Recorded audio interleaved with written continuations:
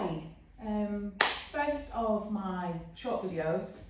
I've got just 2 exercises in this, and I thought it'd be a really nice Christmas unwind stretch kind of thing.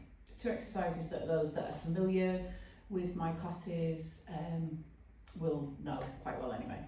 I'm calling it the 2 clocks. So we're going to work on lower back, pelvis, a little bit of glute and thigh activation as well, and upper body, shoulder, a little bit of strength, a little bit of stretch and release, okay? So first one, pelvic clocks. We're going to lay down.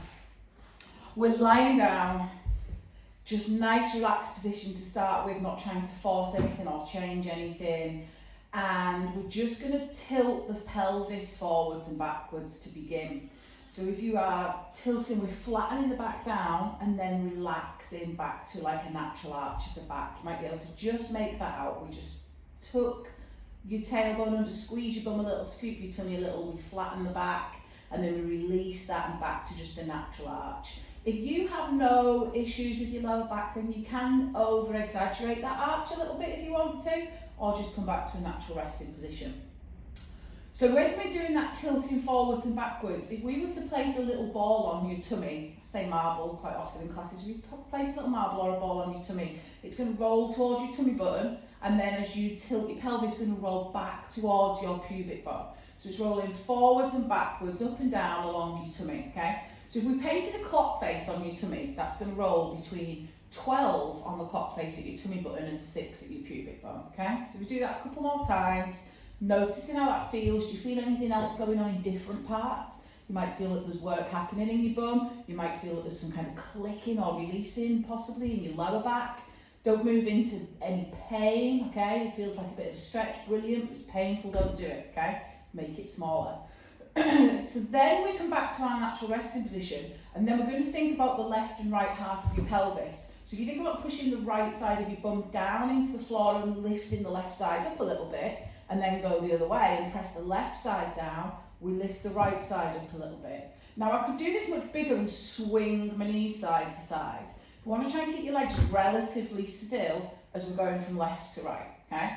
And depending what you've got going on with your back, with your hips, with your knees, one side might feel easier. Again, it should feel like there's a bit of a stretch, but no pain, okay? So we go left and right across the pelvis, and again, if you have that ball on your tummy, it's rolling from the left hip to the right hip at the front, and that on our clock face would be 3 and 9, okay? So we come back to resting.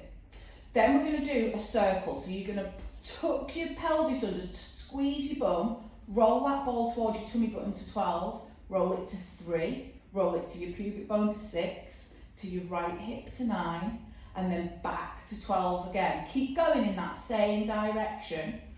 And as we go on and on, start thinking about the other numbers that go round that clock face. So you're not just thinking about those quarter points, you're thinking, can you get to 1 and 2 on the way to 3, 4 and 5 on the way to 6, etc. And are there bits of that feel tricky, okay? Work through them if you can, don't force it, don't make it, again, don't want any pain, but just make a note of how they feel. Then we're going to just pause and rest again. You can obviously do that a few more times if you want to. And we're just going to reverse it and go the other way. You might find it feels quite different going in the other direction. So we start out thinking of the quarter hours again. So if you scoop your tummy in, tuck your tailbone under, roll towards the 12, then to 9, then to 6, to 3, back to 12, and go round again. Can we start to make it more circular? And again, just noticing how it feels in this direction, okay? So we do that again and again. Again, you can pause this, you can do a lot more of these if you want to, but I'm going to add something just a little bit different in. So if you rest back to centre, think about where the ball would rest in the middle, somewhere between your tummy button and your pubic bone, okay? We're going to go from the centre point to each number around the clock. So we're going from centre of the clock where the hands would be, out to a number and back, out and back, out and back. So if you remember where it felt tricky before, when you were doing a big circle round, be mindful when you come to that area again now. So we're going to start from centre, just like we did before, rolling towards your tummy button, rolling back to centre. Then we go slightly to the left, but not to 3, we're going to 1. So roll to 1 and back, to 2 and back, to 3 and back. Keep going. And again, you might find bits feel a little bit trickier. Going down 4, 5 to 6, and then we're coming up the other side. If one bit feels a lot more difficult, you can do a couple of repetitions if you want. You can just do in and out from centre to, let's say, 8, a couple of times before you move on to 9, okay? We're going to go round, then once you get to 12, we're going to go in the opposite direction. We're going to go from centre to 11, centre to 10, centre to 9, and again, keep going all the way around that clock face.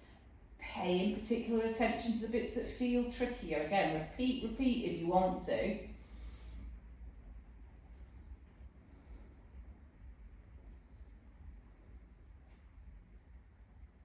And again, if you wanted to, pause this, reverse it, go around again in each direction if you want to. Once we've finished, we're just going to take a second, just rest, reset, let everything just relax. Now, as I've just done that, I felt I had to kind of shift up my mat a little bit, so that release there in the pelvis, lower back, has caused me to move up the mat a little bit. So just have a little think how your back then just feels in this normal resting position, not forcing anything, changing anything. And then we're just going to do 1 in each direction, going round in that full clock.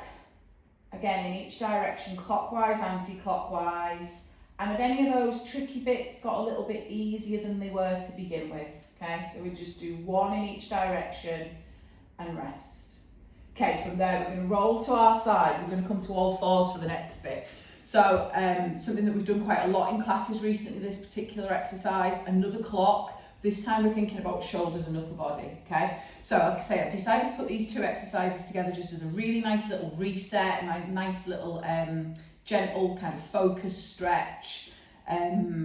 You can do more, you can make anything more difficult or easier by making movements smaller with this upper body bit, just as we did with the pelvis and the lower back bit. So we come up to all fours, knees are about hip width apart, hands starting out about shoulder width apart. If you struggle with your wrists, you can do this on your forearms, but being closer to the floor, you're not going to have quite as much range of movement, but that's totally fine. If that's better for you, do that, okay? So you're going to come onto your hands if you can, forearms if you need it. We're going to start on your right arm. We're imagining we've got a clock face going right around us now, so right around the sides of the mat. Your right hand to start is going to go straight out to the end of your mat, and that's going to be number 12. I just did a big click there in my shoulder straight away.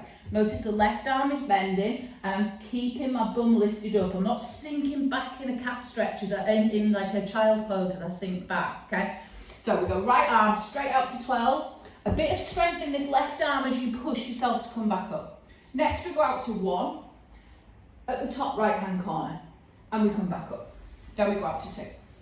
And each one we're going to come down and we're just going to pause in it long enough to just feel the stretch. So we're not just coming out and spinning our arms all the way around. We're going in and out with each bit, okay?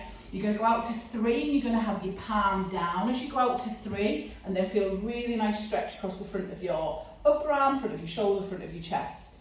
As we're going back behind us to 4, we're going to try and go palm up, and you're skimming the back of your hand to the ground, okay? As you go into 5, use your leg as a guide, skim out. You go into that back right corner. When we're going to 6, you're going to reach between your legs, and then you might start feeling a bit of a stretch along the top of your shoulder here up into your neck. As we're going up to 7, 8, you're going to feel more stretch here along this side of your body probably. So again, just come down into each one long enough to notice where you're feeling the stretch, okay? As we go out to 9, you're going to skim along the left wrist, like we would usually do with just our regular thread the needle exercise, okay? So we're threading under to 9, and then as we come up to 10, we're going in front of that left hand, which is under your shoulder, and then last one, up to 11 to the top left-hand corner. When we've done them all, you're going to place your hands on the floor, and we're going to come back to child's pose. With your arms outstretched long, notice how you feel through the length of the arms, notice how you feel as you're breathing in the stretch of your ribs and your shoulders. And then noticing any differences left and right before we repeat on the other side. So your right hand is underneath your right shoulder, your left hand's going out to 12 straight ahead. And then you're pushing through your right arm to come back up. We're going anti-clockwise now, so you're going to go out to 11.